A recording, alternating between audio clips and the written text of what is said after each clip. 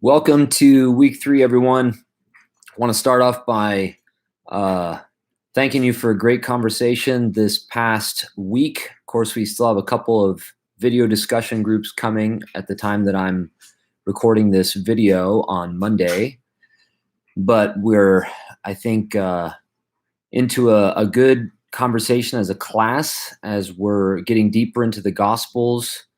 And especially, I hope, getting a sense of how the gospel narratives are themselves highly crafted works of art. As you'll read in the prompt for the discussion forum this week, the gospel narratives are not just dry reports, but rich memories, crafted memories that are designed to deliver an overall impression of who Jesus is through the particular colors, details of each story. And what I think we're learning to do is how to pay attention to that richness of presentation so that we can be formed by the process of interpreting what the story is presenting to us. So I hope you'll continue in that vein as we study the Gospel of John this week, which is an especially rich, kind of theologically sophisticated presentation of who Jesus is. It remains a story about Jesus as the Messiah, but it takes us in some ways in some new directions by developing how Jesus, the Messiah, is the enfleshment of the very word of God by which the world lives. And so it's a profound story that has a lot of subtlety to it. The video presentation that I prepared for you is attempting to do a couple of different things. Eventually, it's going to lead you through the first part of the narrative. But at the first part of the video presentation, I'm attempting to sort of help you wrestle with some of the big questions that arise for us with the study of John, some of the theological questions as well that are sort of at play in what the story is about, how it is written. And so I hope that you'll find some of those introductory matters in the video presentation enriching, not just for your study of John, but for your theological formation as well as your psychological formation in the calling that you have, especially if you are training as a therapist, as someone who is going to use words to convey healing. So besides that video presentation, you have a good deal of reading this week, but because you have the book review for The Shadow of the Galilean coming due at the end of this week 3, that is next Monday, there is only one response forum this week. And so if you're in a video discussion group, if that's a group that you choose, then you won't be posting anything in writing this week. You'll just be participating in the video discussion. And if you opt for a discussion group that's not by video, then of course you'll be posting a written response and then engaging a little bit of conversation with the responses of others in your group. The other item that I just want to orient you to a little bit is this book review that you'll be writing this week. The question that this book review asks you to take up is what the study of historical context contributes to the interpretation of the gospel narratives specifically.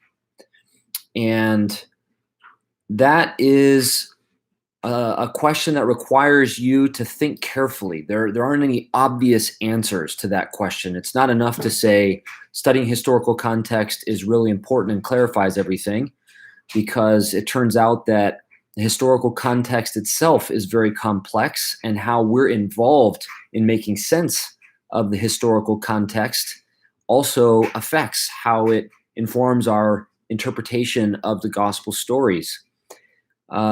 On the other hand, to say that we're going to just dispense with historical context and focus exclusively on sort of the literary presentation of the Gospels is, I think, also probably an inadequate answer. And so I want you to wrestle in this review with what the study of historical context actually can and can't contribute to your interpretation, our interpretation of the gospel narratives. As you do this, you might sort of think through the analogy of the historical background of a client who comes to you for therapy. So it'd also be relevant to you who are training for other vocations, perhaps as a pastor, simply being a friend, or meeting someone that you're called to help and trying to get to know what that call entails for you. I think we can all say intuitively, and you would especially say this, I think, as a therapist, that some historical background of a client can be really helpful for being effective as a therapist in their life. But you can also see, I hope, just like with the study of gospel narratives, that if you develop a picture of the historical background of a client that is too rigid, that has seized upon certain generalizations or weighed too heavily one particular aspect of their background as a person, perhaps what they've endured in a key event of their life that has traumatized them, you can end up a poor listener to them when they're actually speaking to you, or not very perceptive in the way that they present when they come to your practice. So we have to kind of hold in tension our working sense of the historical background with what the person is actually saying and how they're saying it, and to be fully present to that moment of communication in all of its particularity. Similarly, in the way that we're studying the gospel narratives, some historical background can be very helpful.